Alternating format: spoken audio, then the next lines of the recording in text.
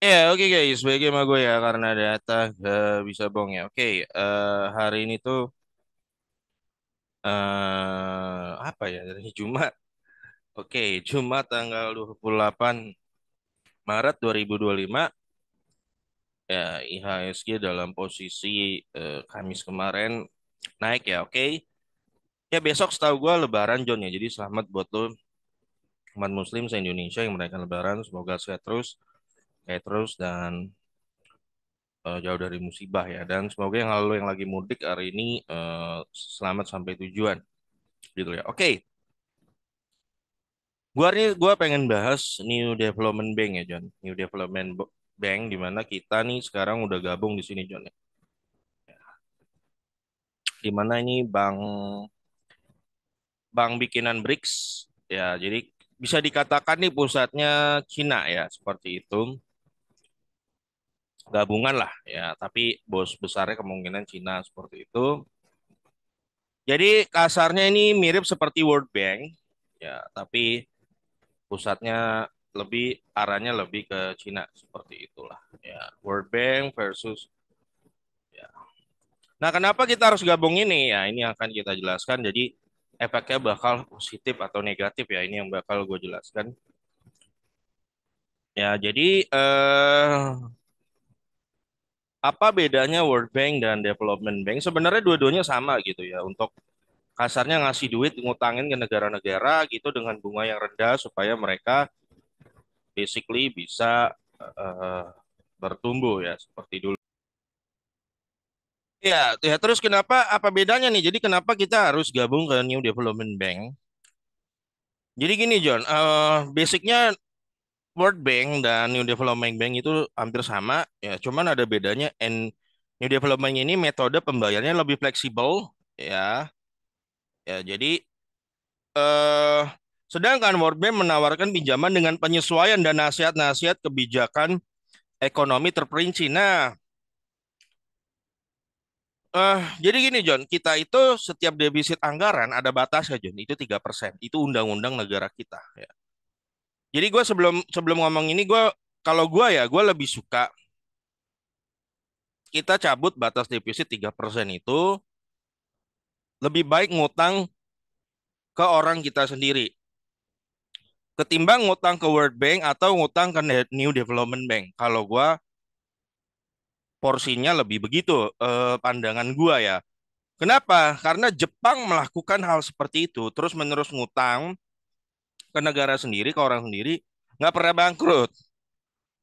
Nah, justru ketika lo berbanyak ngutang kepada asing, World Bank atau IMF ya, di satu paket lah ini World Bank. Dua entitas beda tapi pendirinya sama. Kata lo ngutang ke sini, setahu gua ngutangnya dalam bentuk dolar, menurut gua itu jauh lebih bahaya ya, karena dolar itu cenderung menguat. Krisis 98 dimulai gara-gara itu. Jadi gini John, biar lo tahu dulu zaman Pak Soeharto, ya.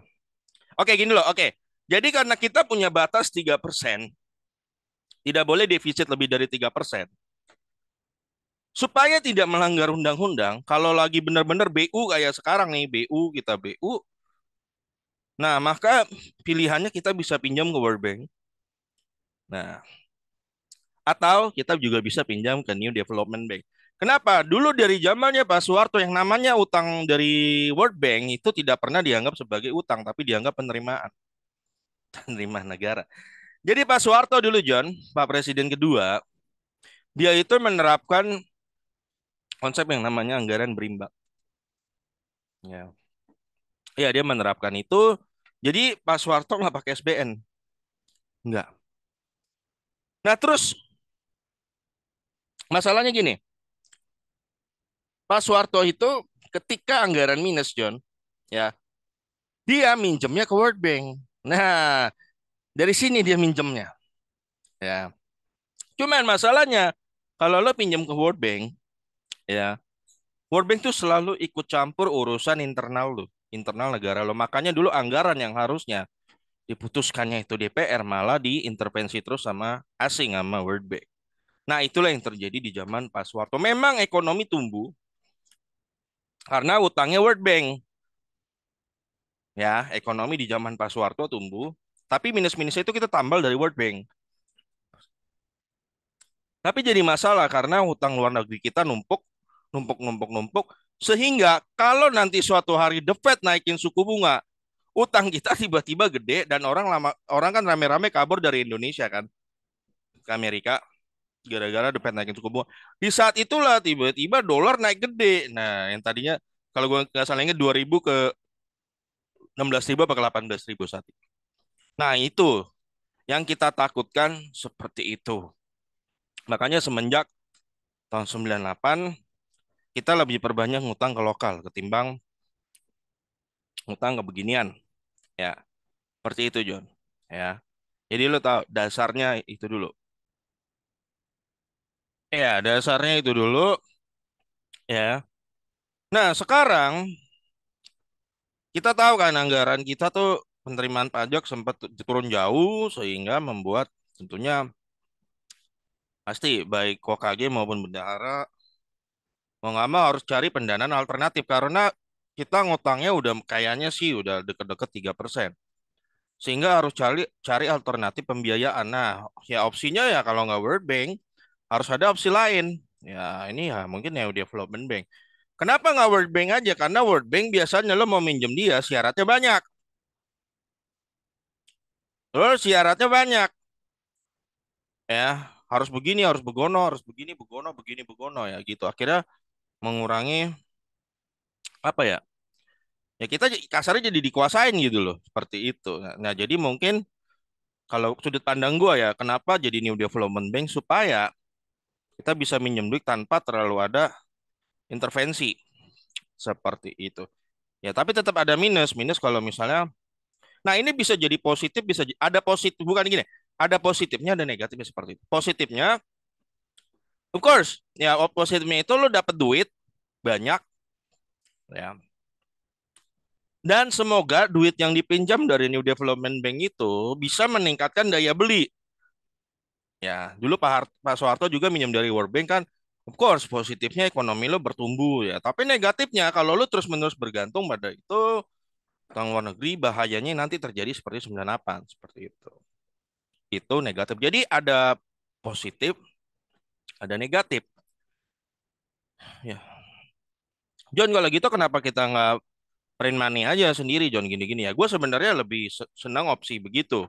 Lo cabut defisit 3% lebih baik. Kekurangannya berapa tinggal di print aja seperti itu. Utang ke dalam negeri sisa-sisanya ya lu print aja seperti itu ya. Ya. Tapi kenapa mungkin ada orang yang mau ngambil opsi ini ya? Pertama karena ini duitnya dari dolar nanti dikonvert ke rupiah ya, cenderung rupiah jadi lebih menguat seperti itu. Ya masih bisa dimaklumin alasannya kenapa lebih minjem asing gitu ya, begitu masih bisa dipahamin alasannya. Ya, tapi gue ngelihat sendiri Jepang melakukan itu fine-fine aja, seperti yang gue bilang dia lebih pilih ngutang ke dalam negeri itu fine-fine aja, so gue lebih pro ke situ. Ya, tapi oke, ini ada yang penting lo tahu positifnya ya, positifnya lo tahu. Ya kalau misalnya lo print money sendiri memang cenderung mata uang kita melemah, of course. Duit yang makin beredar pasti mata uang melemah. Seperti itu. Nah, jadi diambil dari luar negeri supaya rupiah tidak melemah. Masuk akal gitu loh ya. Masuk akal alasannya. Nah, jadi positifnya itu kita harapkan sesudah meminjam New Development Bank dipakai untuk meningkatkan daya beli gitu loh. Ya, dipakai untuk meningkatkan daya beli di dalam negeri ya. Semoga arahnya bisa seperti itu. Ya, tapi jadi masalah kalau lu udah hasil minjem juga, ya dikorupsi gitu loh ya. Setelah itu, ya kekurangan duit lagi, lu naikin pajak lagi, minus lagi, pinjem lagi ke luar negeri, seperti itu. Udah cetak uang 3% nggak bisa juga, lu pinjam lagi ke luar negeri, dikorupsi lagi, naikin pajak lagi. Kalau terus lu pola pikirnya begitu, ya susah. Seperti itu. Ya. Nah itu loh, John. Ya. Nah, jadi ini sebenarnya ada sisi positifnya juga ya di Development Bank supaya mungkin bendaharanya jadi terhindar dari isu bahwa dia adalah agennya World Bank dan IMF. Ya, sehingga mengurangi isu bahwa dia adalah agen World Bank dan atau agennya IMF. Ya, dengan join New Development Bank dan lo bisa pinjam dana dari dia. Nah, kelihatannya sih kalau menurut gua New Development Bank syaratnya enggak seberat ini. Kayaknya makanya diambil opsi itu. Katanya duitnya ada 100 miliar dolar ya modal awal itu kalau nggak salah 1.500 triliun ya atau segitu ya kalau gua nggak salah. Ya gua nggak tahu Indonesia mau minjam berapa. Tapi kalau mau ngefek mungkin ya 300 triliun kali ya. 400. Apalagi kan ambisi pro. Jadi gini loh, OKG itu kan programnya sangat ambisius ya, Jo. Koperasi desa, itu semua segala macam. Itu butuh duit ratusan triliun semua. Oh, 3 juta rumah. Nggak mungkin bisa diwujudkan dengan anggaran yang minus sekarang. Nggak mungkin. Dia harus minjem. Ya mau nggak mau harus minjem. Seperti itu. Nah, kalau kita pinjam sama World Bank, syaratnya banyak. Nah, gue juga bingung kenapa World Bank tiba-tiba bunyi itu. Ngomongin soal pajak kita. Ya, ini berita. Ya, ya. Nah, ini juga gue juga bingung dia tuh apa ya World Bank itu suka ikut campur dan dia nah ini gue nggak tahu nih apakah berita pesanan siapa ya. Ya berita ini tiba-tiba rame dari World Bank di ini kata orang yang ngerti ini pasti pesanan katanya. Siapa yang mesen gue nggak tahu. Jadi World Bank ini ngasih nasihat ya sama kayak OECD ngasih lihat supaya ambang batas penghasilan tidak kena pajaknya UMKM itu diturunkan dari 4,8 M diturunkan jadi 500 juta. Gila loh, gue bilang. Nah, ini harus hati-hati ya, John. Yang dulu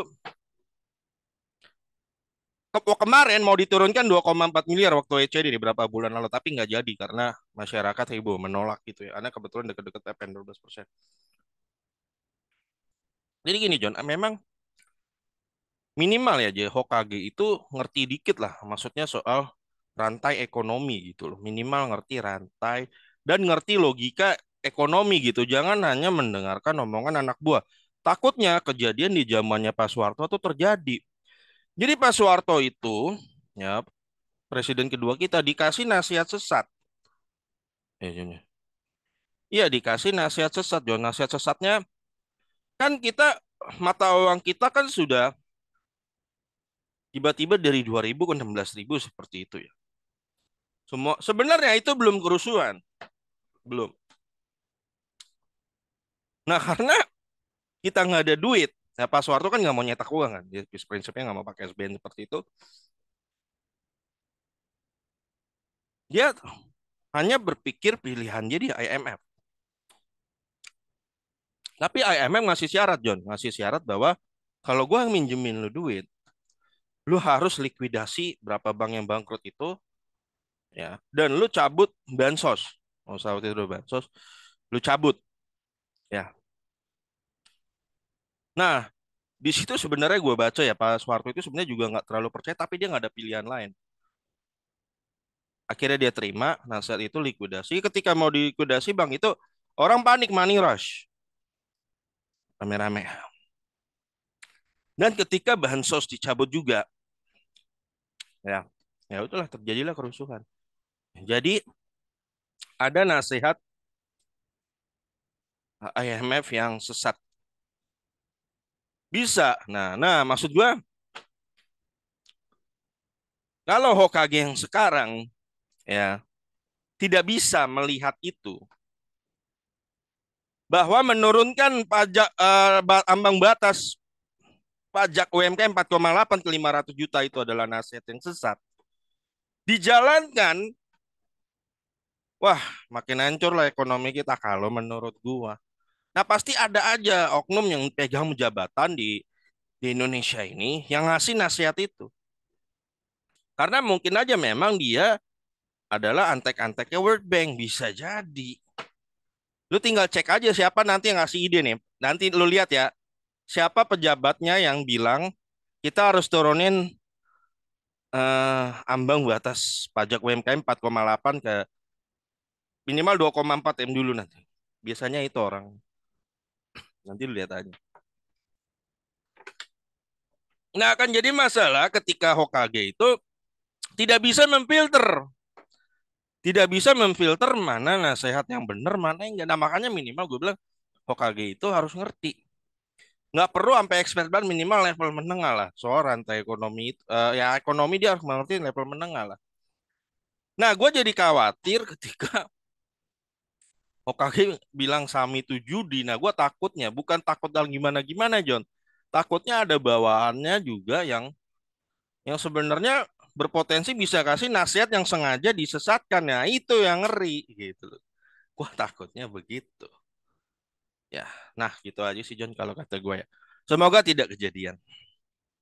Ya, ini tiba-tiba bunyi nih Warbank nih. Lu lihat nih. Kenapa dia tiba-tiba bunyi nih? Pesanan siapa ini? Ya, itu. Kenapa dia tiba-tiba bunyi? Nah gitu John, ke depan gue New Development Bank itu semoga jadi sinyal positif ya. Tapi gue nggak tahu. Ya gue udah bilang ada positifnya ada negatif. Oke, sampai ketemu lagi video gue berikutnya karena data nggak bisa bohong ya.